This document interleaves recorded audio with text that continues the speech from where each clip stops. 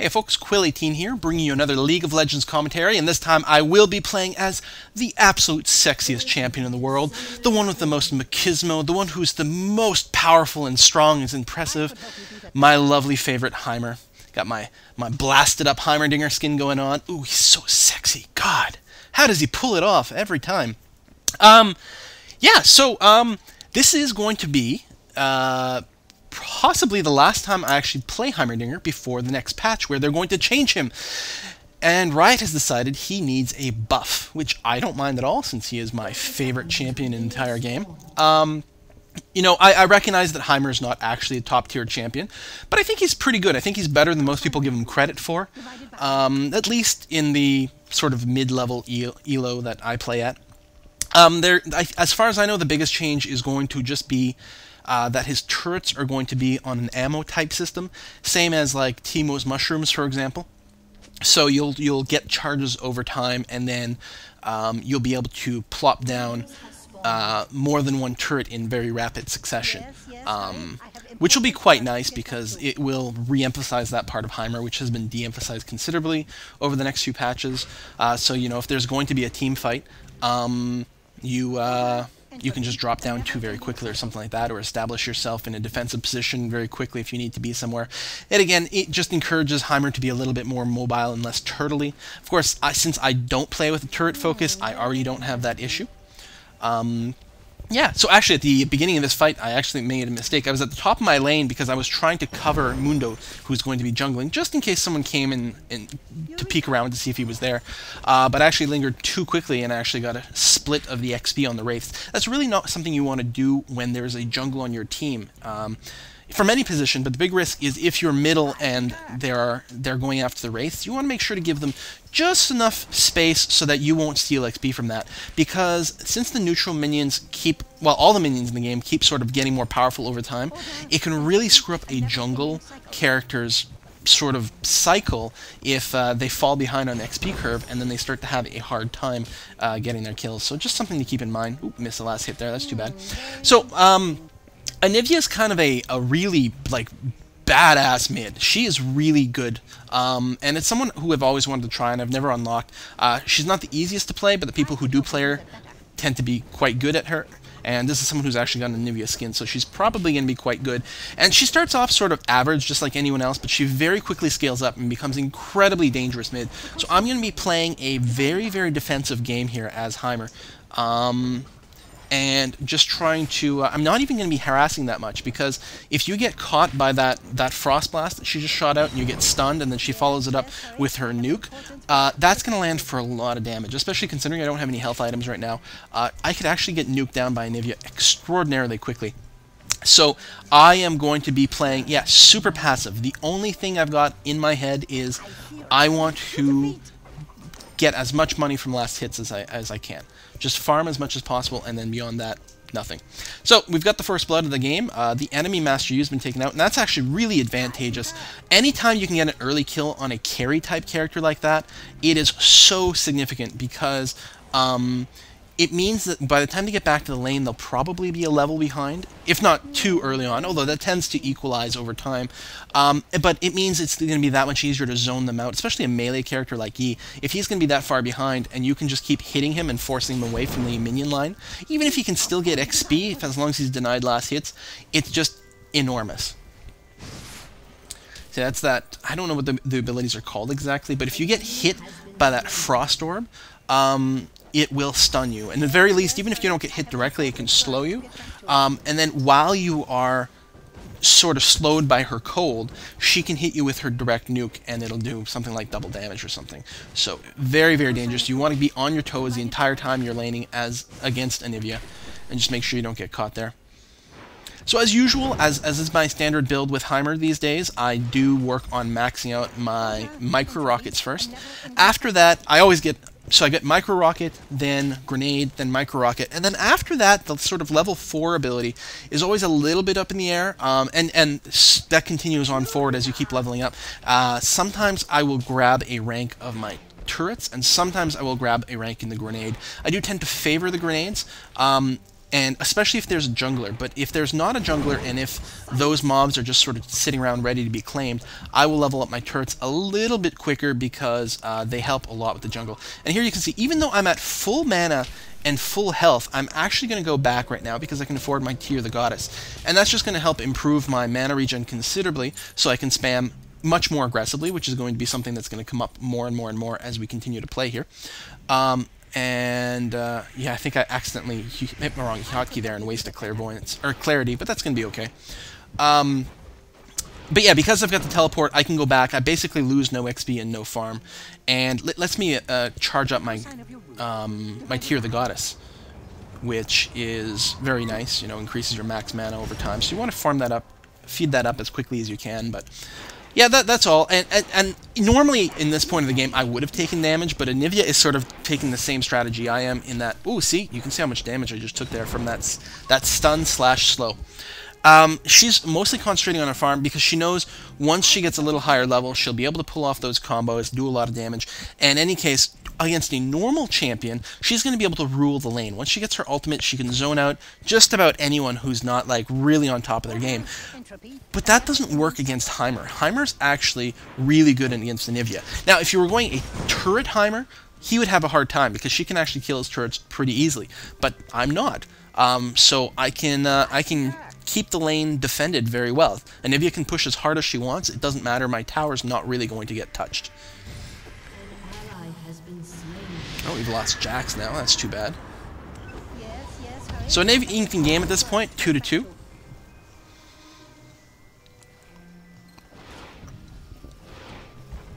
One interesting thing about Heimer as well, as long as it's within the vicinity of any one of his towers, his turret or the tower itself, it'll actually heal over time.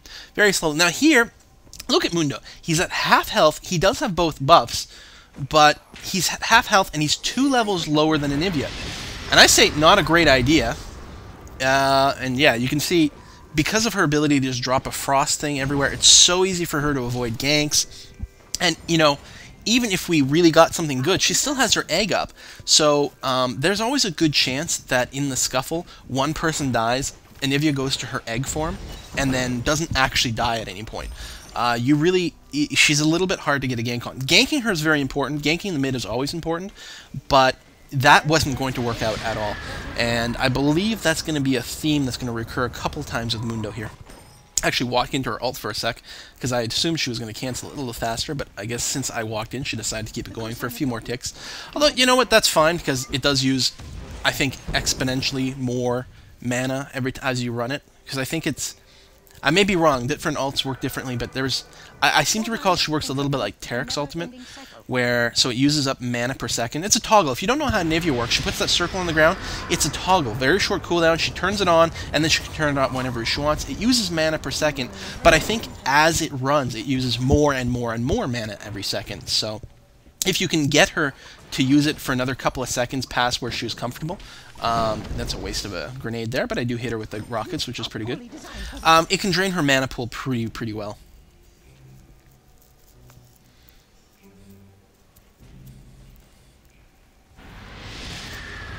So my build with Heimer, my standard build, is to get this Tear the Goddess with the intention of getting an Archangel Staff at some point. How fast I get it depends a little bit on what the action is like. Sometimes I need a little bit more early survivability, but generally speaking, I do like to get it fairly early. My typical boots are the Sorcerer's Shoes, but sometimes I might get a Merc Treads. It's pretty uncommon though, and in fact one thing I find with Heimer is you really don't need a lot of mobility, so I'm quite comfortable staying with Boots 1 for a very long time. And then what else? My third item is the Riley's Scepter, which I consider to be very core with Heimerdinger. Adds a very powerful slow to his micro rockets and also to his grenades, and gives him a considerable amount of survivability. I really like Riley's on Heimer.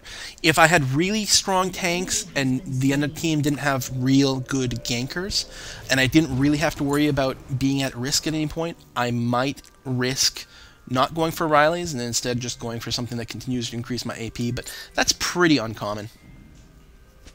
You can see I've also gotten a good amount of wards. Heimer's a really good farmer, and he's a support character, and both those things lend themselves really well to to buying a lot of wards and giving your team a lot of mobility. Of course, you can also use your turrets to do that to a certain extent, but they do tend to get moved around a lot, and they have a little bit of a cooldown, so it doesn't always work out.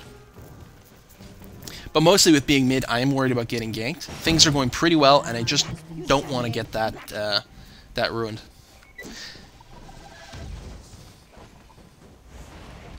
So on one side, it's a little strange to have someone. I'm saying Heimer is a support character. It is sort of kind of true. He's not really a hard carry, so in a sense, it's a little weird having him go mid. But he mids very, very well, and he does a pretty good job of denying a lot of mids on the other team from getting good. At the very least, he should be able to survive any gank attempts there. And generally do okay. And while he may not get that many killing blows, he does turn into a monstrously good pusher.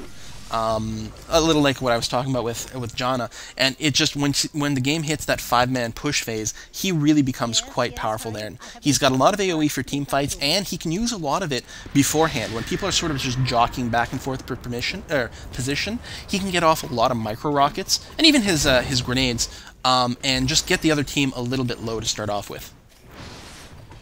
And of course, with his buff, then his turrets will become a bigger part of team fighting. Now, normally I'm quite aggressive about picking up the blue buff, and actually I'll talk about that later. Here we've got Mundo back for another gank attempt, but he's level 6 against level 10 Anivia. But you see, this time everyone's at full health, and I actually intentionally put myself out of position here, over on the side, because I'm trying to get Mundo to engage, and as you can see, nothing kind of happens. I put myself out of position that entire time, and at no point does Mundo actually leave the bushes, and I end up getting killed. So I'm not sure. Maybe I should have just gone through the bushes to draw her in there. But I think I should have been more conscious of the fact that Mundo's level 6. Any movement would be retarded. I should have just stayed my place and told Mundo to piss off. Like, you're not going to accomplish anything. Leave me alone. Go back to jungling. But I don't know. It's like, if you're gonna be there, do something. Throw a. I don't know. I have no idea. But I was kind of bitter at that point, because I would not have left my safety, and I wouldn't have died at all if Mundo hadn't been there, implying that a gank was coming. Yes, hurry. I have important work to get back to. We got Udyr over there. And I remember pinging there. I'd seen him going in that direction. I was trying to let him know to be careful. He's kind of, sort of going to engage, but not really. And if Udyr had made a move against Mundo, I think he would have been in big trouble there, because I probably would have been able to catch him with a stun grenade. You see here, the micro rockets really help you farm quite effectively. You don't want to overdo it, because you can actually start to push a lane. Ooh, Udyr turns around. That was actually pretty surprising. Although if he hadn't, we would have killed him. Oh, Mundo's popped his ult, so he's moving faster and healing up. So he's no longer going to be at risk of dying, probably. And if we can catch Udyr here, he actually stops running sooner than I thought, so he actually never goes into the range of the grenade. My grenades would have been perfect if he hadn't stopped running. But we do get the kill, so all's well. A little bit of a push there. Oh, not quite. But with someone dead, it's sometimes a good idea to move forward. I'm less worried about a gank. I don't know where Anivia is. Actually, I don't know where a few people are. And I doubt I'm going to push too much. I'll probably just try to get one more last hit and then run back. No! Yeah, I'm hesitant about going all the way. I would like to push, but at least the minions are going to do a little bit of damage, start softening that up. We lose Jax again. I think we lost him to Master Yi, which is never a good thing. And there's going to be a hard push in the bottom as well. Amumu looks like he's going after some of the jungle mobs, which is always a little bit contentious. You got to worry about that when there's a jungler. Again, you don't want to sort of throw off their game. You don't want to cause any arguments either. Those were not the best use of my abilities. I'm not going to get a whole lot of last hits there. I should use my ultimate there, just keep my turret alive through the ultimate, which is fine. Heimer's ultimate is really not that strong. It's not the sort of thing that's critical to save for a crazy moment. Obviously, it's nice if you can use it to turn your turrets into a frost turret and slow down your enemy, but it's not the same level of criticality. So if you can use it to just keep a turret alive a little bit longer in the laning phase when someone's focusing it down, it's usually well worth it. You know, especially if they're wasting mana on an ultimate or something, just to kill that. And of course, you still put points into your own ultimate to get your cooldown down. Cooldown down, yeah. it's something that I don't always necessarily get it the instant it's up, not at level 6. Just because sometimes you're more mana restricted than anything else. Some pings going on the bottom lane. Looks like some people want to go after Dragon. A little bit risky there. There's quite a few people buzzing around. Since the jungle's away, I'll go ahead and pick these off. They regenerate pretty quickly.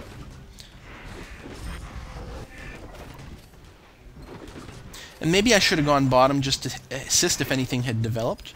And it looks like Udyr was poking around there, but he came too late. So I'll grab that. I'm out of mana, but I got lots of money. I think maybe that was my thing. Maybe I don't remember. Had I pulled up the shop?